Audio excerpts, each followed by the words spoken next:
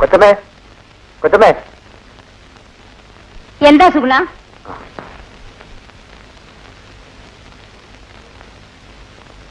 ഞാൻ ആലുവയ്ക്ക് ഒരു ട്രിപ്പ് പോയിട്ട് വരുന്ന വഴി രമ താമസിക്കുന്ന വീട് മനസ്സിലായി. എവിടെ? മാർക്കറ്റ് രാജു എന്ന് പറയുന്ന ഒരാളുടെ വീട്ടിലുണ്ട്. നീ എങ്ങനെയെങ്കിലും അവളിവിടെ കൊണ്ടുവരണം. ഇല്ലെങ്കിൽ ചന്ദ്രശേഖരൻ നമ്മളിവിടെ ജീവിക്കാൻ അനുവദിക്കില്ല. അതിനെന്തിനാ കൊച്ചമ്മ വിഷമിക്കുന്നത്? നമ്മുടെ ആൾക്കാരെ അങ്ങോട്ട് അയച്ചാൽ പോരെ.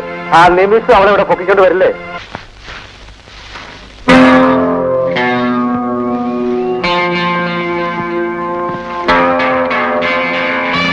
നീ ഞങ്ങളെ പറ്റിച്ച് കടന്നിട്ട് വലിയ റാണിയായിട്ട് ഇവിടെ കഴിയാണ് അല്ലടി.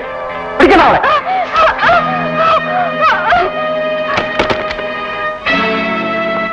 എടി, പുറത്തേക്കിറങ്ങി വരാനാ പറഞ്ഞത്. വരുന്നോ അതോ ഞങ്ങൾ ഇതിനെ പിടിച്ചിറക്കണോ? ആ വാതിലോട്ടി പിടിക്കണം.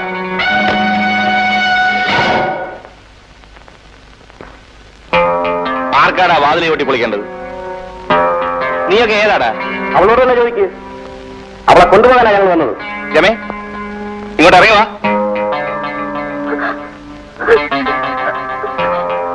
രാജേട്ടാ, എന്നെ പിടിച്ചുകൊണ്ടുപോയി വേശ്യാലയത്തിൽ ഏൽപ്പിക്കാനാ ഇവന്മാര് വന്നിരിക്കുന്നത്. നേരാണോടാ? ഇവൾ ആരാണെന്നറിയാതെ താനെന്തിനാ ചൂടാകുന്നത്? ഞങ്ങൾക്ക് ജീവൻ ഉണ്ടെങ്കിൽ ഇവളെ കൊണ്ടുപോകും. ഇവിടുന്ന് എന്നാലാണെന്ന് കാണട്ടെ. ഇത്ര അധികാരത്തോടുകൂടി സംസാരിക്കാൻ ഇവൾ ഇയാളുടെ ആരാ? ആരും ആയിക്കോട്ടെ, ഈ വീട്ടിൽ നിന്ന് നീയൊക്കെ ഒരു പെണ്ണിനെ പിടിച്ചോണ്ട് പോകും. ധൈര്യം ഉണ്ടെങ്കിൽ ഒന്ന് പിടിച്ചോണ്ട് പോയി നോക്ക്. ഇവിടെ പിടിച്ചെടുക്കണോ?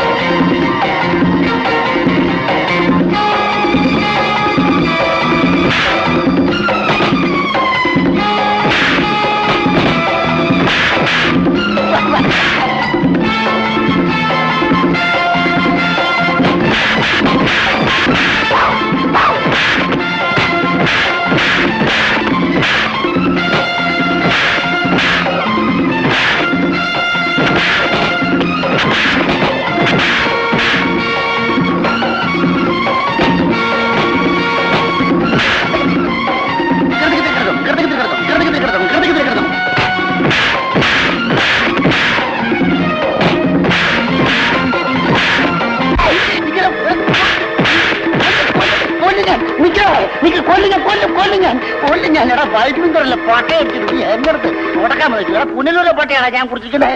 പോടാ ഞാൻ ആന അഭ്യാസം പഠിപ്പിച്ചതാണ്. ഓ കൊള്ളാം.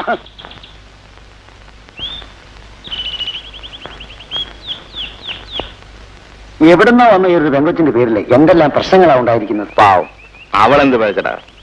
ഒരു ബന്ധമില്ലാത്തൊരു പെണ്ണിനെ നമ്മുടെ വീട്ടിൽ താമസിപ്പിക്കുന്നതാണ് ഏറ്റവും വലിയ തെറ്റ്. അവളെ തെമ്മാടികളായി വിട്ടുകൊടുക്കണമെന്നാണോ നീ പറയുന്നത്? ഞാൻ അത്ര വിവരം കെട്ട കരുതിയാണ് രാജുവണ്ണ. ആ പെങ്കൊച്ചിനെ ഒരിക്കലും നമ്മുടെ വീട്ടിൽ നിന്ന് വിടാതിരിക്കാൻ വേണ്ടി ഞാനും നമ്മുടെ അമ്മയും ചേർന്ന് ഒരു പുതിയ ഐഡിയയിലെത്തിയിരിക്കുക. ഓ പിന്നെ, നിന്റെ ഒരു മുടിഞ്ഞ ഐഡിയ. മുടിയാണെന്നല്ല, ഒരു മുഹൂർത്തം നോക്കുന്ന കാര്യമാണ്. മുഹൂർത്തമോ? അതെ, രമയെ രാജുവണ്ണൻ കല്യാണം കഴിക്കണം. നീ എന്താടാ ഈ പറയുന്നത്? ഞാനല്ല പറയുന്നത്, വയസ്സായിരിക്കുന്ന അമ്മയുടെ ഏറ്റവും വലിയ അപേക്ഷയാണ്. രമയുടെ ജീവിതം രക്ഷപ്പെടും, നമ്മുടെ കുടുംബത്തിന് വലിയ പുണ്യമോ. ഞാൻ ആലോചിച്ചിട്ട് പറയാം. ആലോചിക്കാൻ ഒന്നുമില്ലെന്ന, നമുക്കൊരു താലിയുടെ ചെലവല്ലേ ഉള്ളൂ.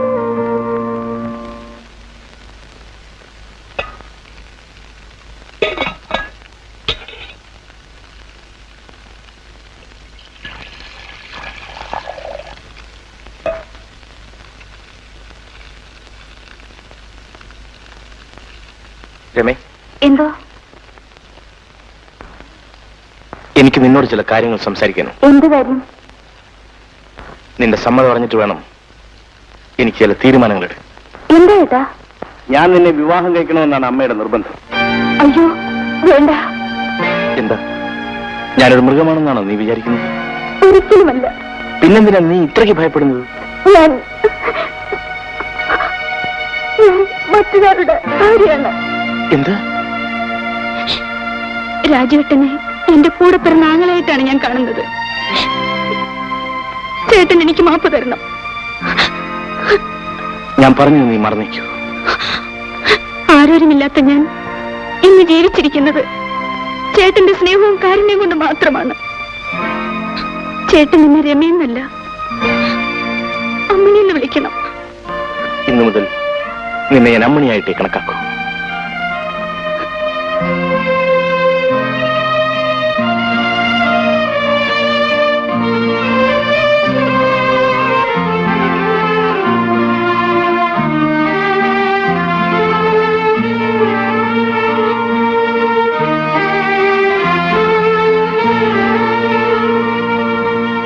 രമവേലായുധനെ കൊന്നവന്റെ ഭാര്യയാണെന്നുള്ള സത്യം രാജുവിനോട് നീ പറഞ്ഞാൽ മാത്രം മതി. അഭയം കൊടുത്ത കൈകൾ കൊണ്ട് തന്നെ അവളുടെ അന്ത്യവും കുറിക്കും. മുതലാളി ഒന്നുകൊണ്ടും വിഷമിക്കണ്ട. ഇന്ന് തന്നെ ഈ വിവരം രാജുവിന്റെ ചെവിയിൽ എത്തിക്കുന്ന കാര്യം ഞാൻ ഏറ്റു.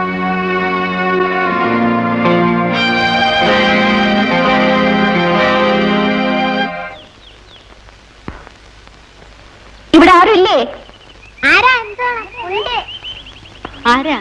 എനിക്ക് മനസ്സിലായില്ലല്ലോ. എന്റെ പേര് എൽസി എന്നാണ്. ജെയിൻ സാർ ഇല്ലേ? പുറത്തോടിയോ പോയിരിക്കാണ്. ഒരു അത്യാവശ്യ കാര്യം ജെയിൻ സാറിനെ അറിയിക്കാൻ വേണ്ടിയാ ആരും അറിയാതെ ഞാൻ ഇവിടെ വന്നത്. എന്ത് കാര്യമാ? ജെയിൻ സാറിന്റെ ഭാര്യ രമ മാർക്കറ്റ് രാജ് എന്ന് പറയുന്ന ആളുടെ വീട്ടിലുണ്ട്. മാർക്കറ്റ് രാജുവോ?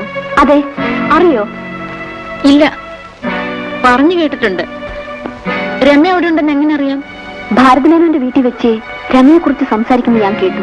അങ്ങനെയാ രമ മാർക്കറ്റ് രാജുവിന്റെ വീട്ടിൽ മനസ്സിലാക്കിയത്. ജെയിൻ സാർ ഉടനെ അവിടെ എത്തില്ലെങ്കിൽ രമയ്ക്ക് എന്ത് അപകടം സംഭവിക്കും? എടാ, നിങ്ങൾ എളുപ്പം പോയി ജേട്ടന് വിവരം അറിയിക്കും. ആട്ടെ, ഭാരതിമേനനുമായിട്ട് എങ്ങനെയാ ബന്ധം? ആ ബന്ധത്തിനെ കുറിച്ച് അറിയാതിരിക്കുകയാണ് നല്ലത്. ജീവിക്കാൻ വേണ്ടി ഞാൻ അവിടെ അകപ്പെട്ടു പോയതാ. പക്ഷേ എനിക്കൊരു ലക്ഷ്യം കൂടിയുണ്ട്. എന്റെ ഭർത്താവ് എന്ന് പറയുന്ന ആ മൃഗത്തിനെ അവസാനമായി എനിക്കൊന്ന് കാണണം. അതിനുവേണ്ടിയാണ് ഞാനിപ്പോ പോകുന്നത്.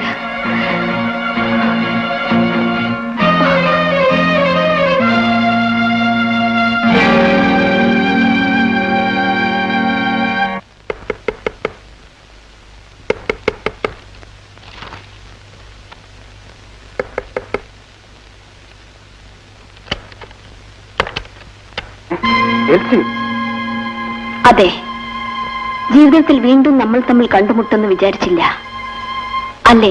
നിന്റെ അപ്പച്ചൻ ചെയ്ത് തെറ്റുകൊണ്ടാണ് ഞാൻ നിന്നെ ഉപേക്ഷിക്കേണ്ടി വന്നത്.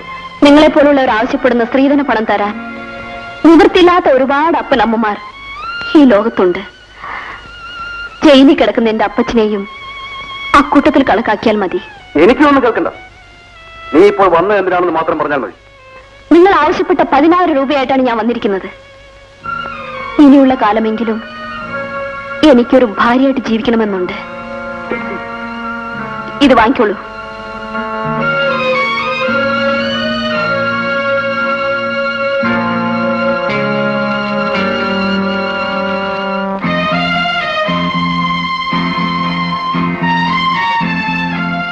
ഇത് അന്നേ ചെയ്തിരുന്നുവെങ്കിൽ നമ്മൾ തിരിഞ്ഞു ജീവിക്കേണ്ടി വരുമായിരുന്നു.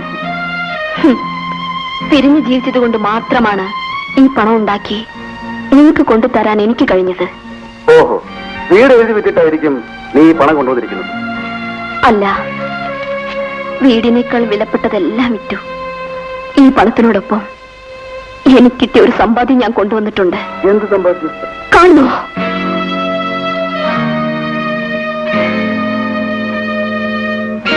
ആ പണം ഉണ്ടാക്കിയ വഴിയിൽ കിട്ടിയതാണ്ടോ ഈ സമ്പാദ്യം. ഈ കുഞ്ഞിന്റെ അച്ഛൻ ആരാണെന്ന് എനിക്ക് പോലും അറിയില്ല. ആ പണം തനിക്ക് വേണമെങ്കിൽ ഇതിനെ കൂടി ഏറ്റെടുക്കണം. ഒച്ച വയ്ക്കാതോടോ. ഭാര്യയേക്കാൾ വലുത് പണമെന്ന് വിചാരിക്കുന്നവനല്ല വല്ലവന്റെ മക്കളെ ചുമക്കേണ്ടി വരും. ഇറങ്ങിപ്പോടി എന്റെ മുൻപിൽ നിന്ന്. ഞാൻ പോവുകയാണ്. പക്ഷെ ഇവിടുന്നല്ല, ഈ ലോകത്ത് തന്നെ പോകാൻ തീരുമാനിച്ചിട്ടാണ് ഞാൻ തന്നെ കാണാൻ വന്നത്.